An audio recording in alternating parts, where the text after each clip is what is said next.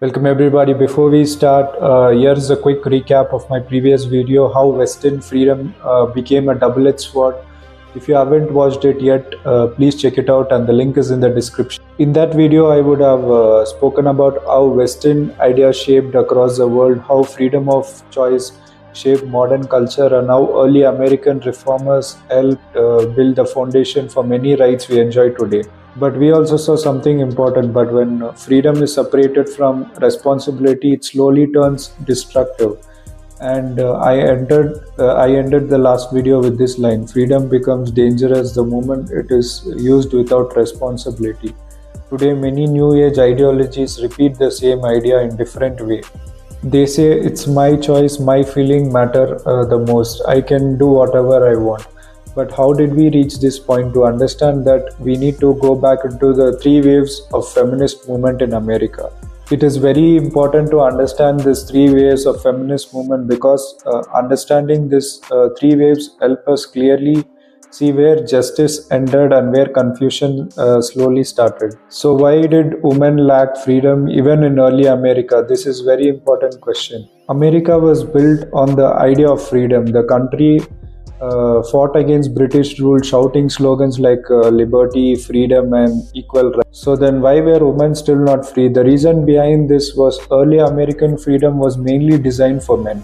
The Bible was often quoted, churches were active, and laws looked Christian on the outside, but society did not fully live out the values like fairness, dignity, and mutual respect. Women were seen mainly as wives and mothers legally.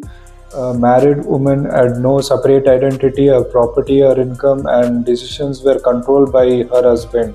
She could not vote, she could not enter many universities, and in many places, women were not able to own a piece of land. So, even though America talked about freedom, half the population lived without it.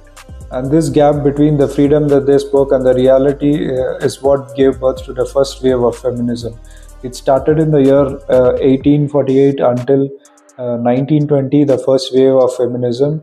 And the first wave began during a time when life was genuinely difficult for women. They were not asking to destroy family, reject men, or redefine gender. They were simply saying we are human too. In 1948, women gathered at the Seneca Falls Convention, and this meeting was a turning point where women openly said that they deserved legal recognition, dignity, and political rights. So leaders like Elizabeth and Susan B. Anthony played a major role, and many of the women were influenced by the biblical moral ideas. And they believed that if slavery was wrong, then denying women basic right was also wrong. The main demand of this wave was equal legal rights, especially the right to vote. They were not fighting against men, they were fighting against unfair laws. After decades of peaceful protest and struggle, their efforts succeeded. In 1920, women in the United States finally received the right to vote. So this wave worked perfectly because it was clear, limited, and morally grounded. It did not promote abortion, pornography, gender confusion, or sexual chaos. It was about justice and not ideology. So coming to the second wave, it started in the year 1960 till 1980s, and this is when things slowly started to change. So after World War II, many women were working in factories and offices while men were away at war. But when the war ended, women were pushed back into home roles. Many felt ignored and unvalued. At the same time, society was, becoming less religious. And during this period, people like Madalyn Murray O'Hair became well known, and she strongly opposed religion and helped remove prayer from public school in the US. And her actions reflected a bigger change in the society. Faith was, slowly pushed out of public life, and traditional values were strongly questioned. And in 1960, the birth control pill arrived, triggering the sexual revolution, and sex become separated from marriage, responsibility, and family.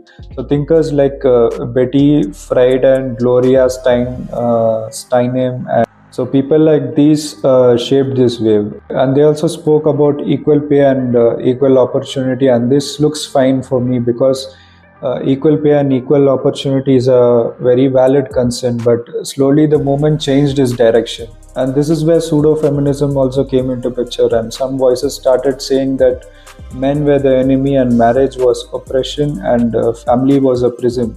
Equality was no longer the goal, and this wave also pushed abortion into the center of the movement. And in 1973, the Roe versus Wade decision made abortion legal across the United States, and instead of being treated as a tragic situation, abortion was promoted as a right and symbol of freedom. And this was a time where pornography also entered the mainstream culture during this time, and magazines like Playboy became popular, and sexual content was defended as liberation. And some feminists supported this movement while others warned that it would harm the women. And lesbian activism also joined the movement, slowly connecting feminism with the LGBTQ ideology. The second wave achieved some legal progress, but this was a time where it also planted seed of confusion. Now, going to the third wave, it started in the year 1990s, and until now, this is where everything changed. The third wave had no clear leadership and no shared moral direction.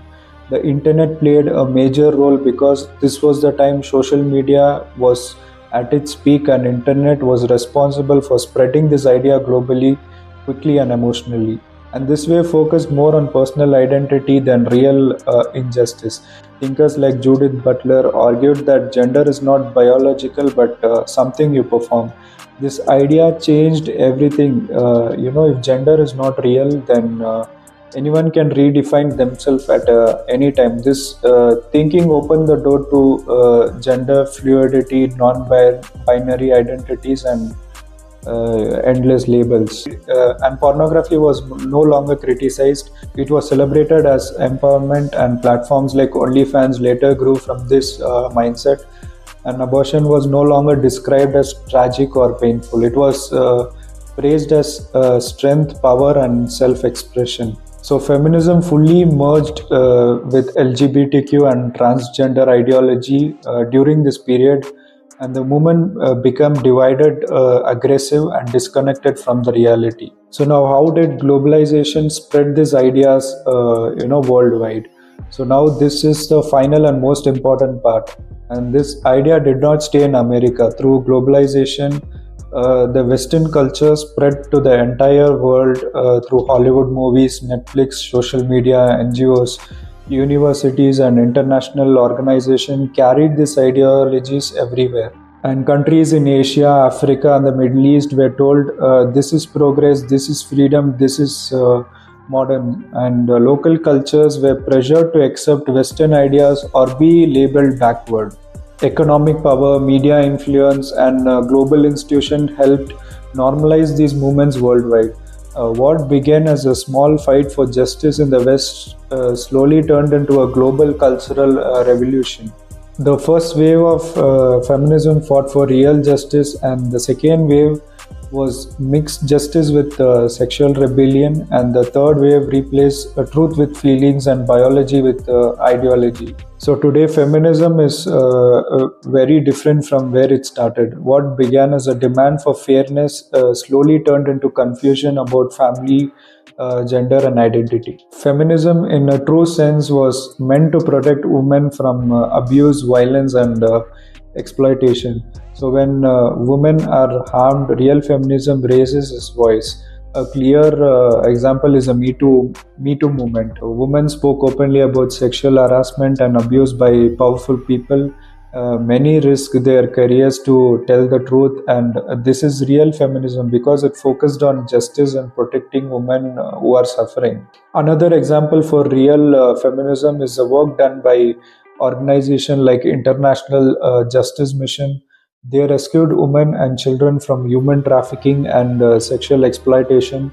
Their focus is saving life and restoring dignity, not ideology. On the other side, pseudo-feminism, it speaks loudly about freedom and choice, but stays silent when women are harmed by powerful industries.